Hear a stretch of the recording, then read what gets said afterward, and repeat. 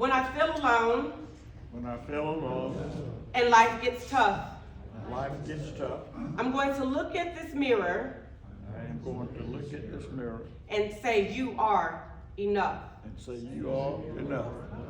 When I don't know the answer When I don't know the answer, and what I have does not seem to be enough, I'm going to look in this mirror I'm going to look in this mirror and say, I am enough.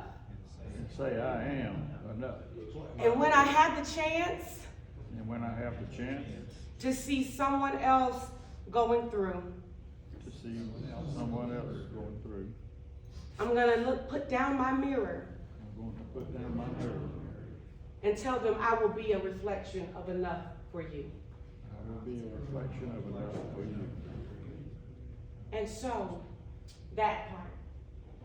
It's hard sometimes for us, one, to just wrap our arms around what we see in the mirror.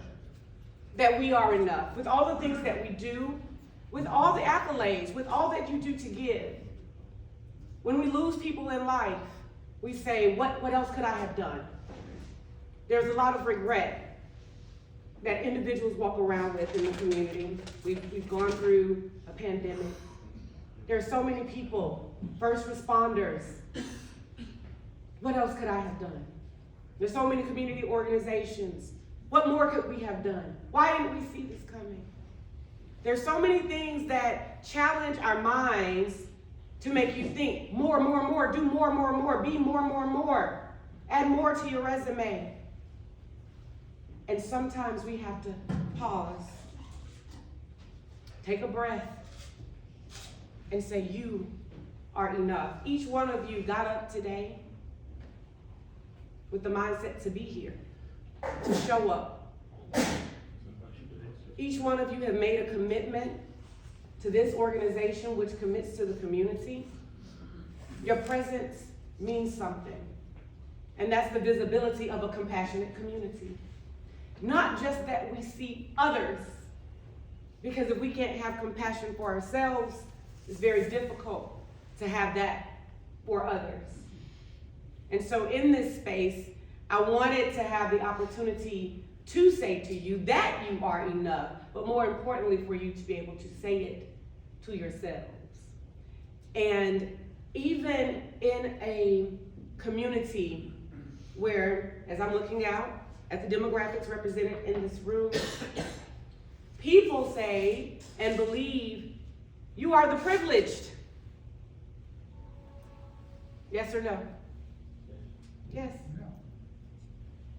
And so being the privileged, having that title, that label attached to you when you have struggles, right? Do we feel like we have the right to struggle? Do we feel like when people start talking about diversity, inclusion, and equity, that we have a right to be in the room? Do our feelings matter? Because we are the ones, you are the ones that people attach privilege to. And the answer is yes, you do matter. Your feelings matter. Your experiences matter. Your history matters. What you contribute matters. And even as change takes place and the landscape shifts, you will always matter. And when you show up in the room, no matter what the demographics are in the room, you being in the room makes the room matter even more. You are enough. And when you grasp that you are enough, when we are able to come into the room knowing that we are enough, then we can make room for others to be in the room as well. Because who I am in the room does not change because of who enters the room. What I care about, what's inside me, the impact that I have made, the history that I carry does not change because the landscape changes. You matter. Your contributions matter. Your history, your struggles, your sacrifice, your service, it matters. And because of the sacrifice that many of you in this room have made, the doors are open for others to come in. And so it's always important for you to know and be able to say to yourself, and it's not, girl, you are enough.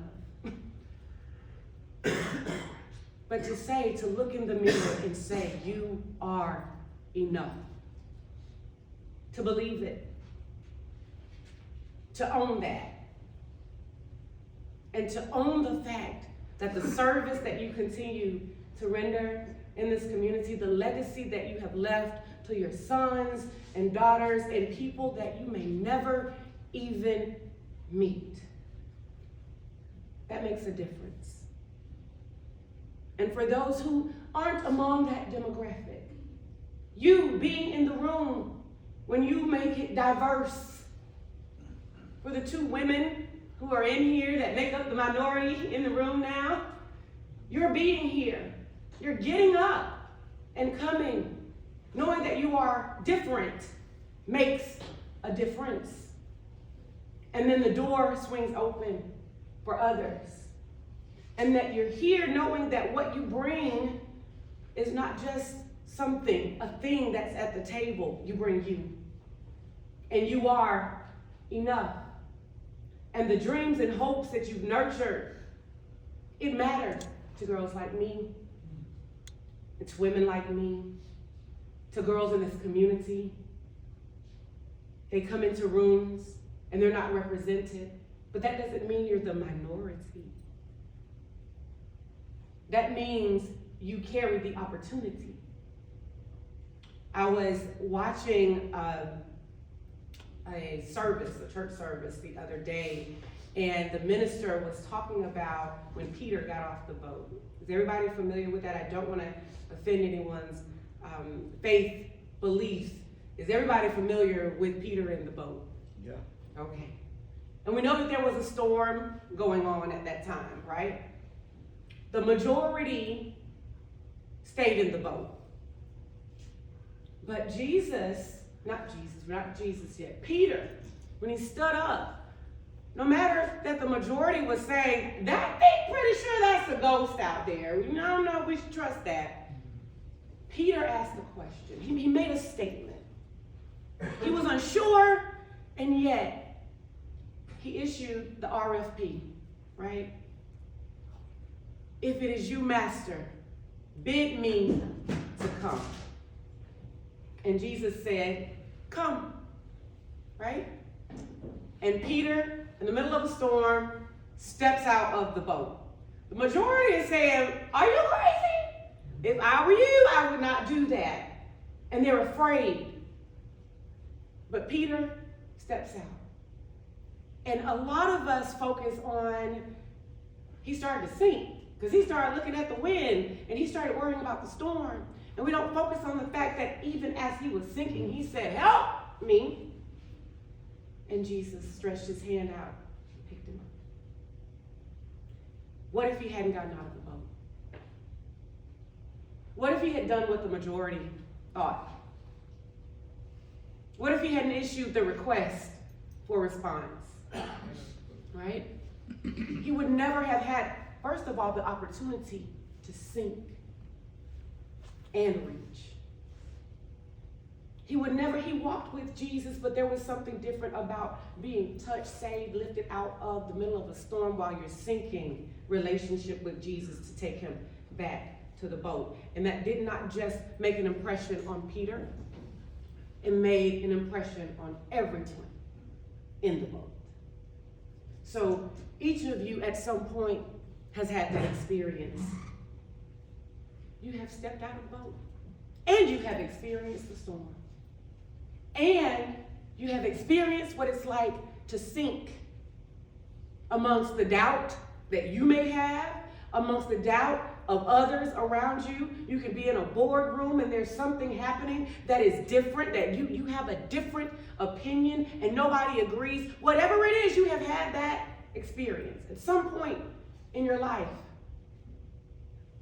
you've had that experience of having to reach. For someone to grab your hand and help you and take you back to a safe place. And now I want to shift it. because you've also had the chance to see someone, to bid someone to come. You've had the chance to see someone step out because you were their role model or because they trusted you. You've seen them be discouraged. You've seen them be disappointed.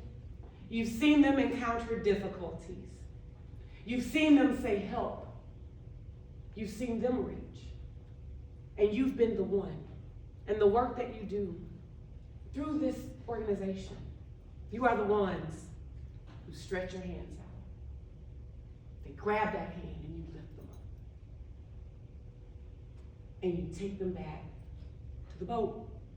That may be when you read at the school, when you serve at the spelling bee, when you volunteer to lay the wreaths. That's compassion. And when you take that back to the boat, it doesn't just impress the one whose hand you're grabbing. It impresses everyone in the boat, in the community. It impacts change. It stirs up a shared feeling of responsibility that what we do matters, because there's so many issues. We don't feel like we can impact them all. But when we each understand that I have but one hand, but if I reach it out and catch, allow somebody to grab on that faith that they take back to their home, no matter what the economic situation is. If you teach a child how to serve, if you demonstrate service to a child, that multiplies in their household, that multiplies with their friends, that multiplies when they grow up. You plant a seed, and it multiplies. It ministers. It makes a difference. And then that compassion that you interject into the community becomes contagious. And so I just wanted to thank you for the work that you do. And I wanted you to be able to say to yourselves, even when you think, are we doing enough? We have dwindling numbers toward the end of the year, and we have friends that are sick. We have friends that have passed on. We have friends that are lost. Have I done enough? Just by getting up, just by showing up. I want you to remember to say to yourself the next time you look in the mirror, man, girl, woman, you are enough. So I'm going to have you stand to your feet now if you can.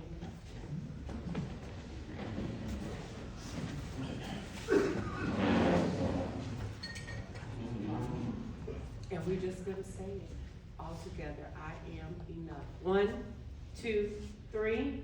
I am enough. Oh, wait a minute. You have to say it like believers. Okay? We're going to practice one more time, then we're going to do it for real. 1, 2, 3. I am enough. Okay, now you have to say it like somebody on the outside of the building needs to hear it. You need to say it like what you say, what we say in this room is going to resonate, it's going to break through the doors, it's going to resonate over this campus, into the community, down on Highway 30, all the way to Leslie, all the way to Andersonville, all the way to Plains. Everybody needs to hear you, because if you know that you are enough, then they will hear you and they will say, I am enough. 1, 2, 3. I am enough. Yes, give yourselves a round of applause. Thank you, thank you, thank you.